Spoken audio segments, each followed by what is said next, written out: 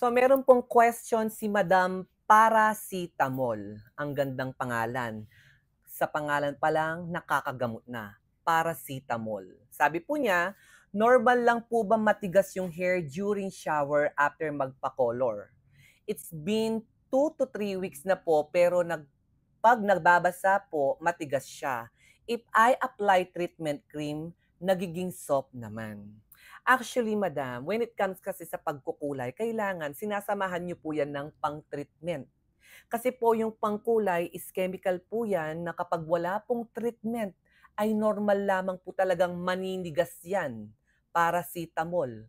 Parang gamot lang po yan. Kapag ginamutan niyo po ng paracetamol ang sugat na gamot, gagaling yan. Ngayon, yung buhok, kapag nilagyan niyo po ng mga treatments like yung mga Brazilian or any kind of hair mask, hair spa, lalambot po yan.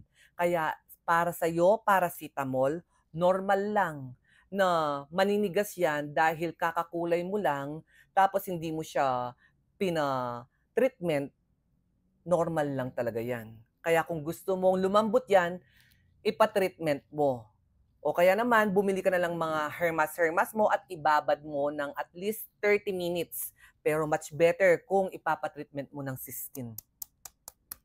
Lalambot at kikinang ang buhok mo, paracetamol.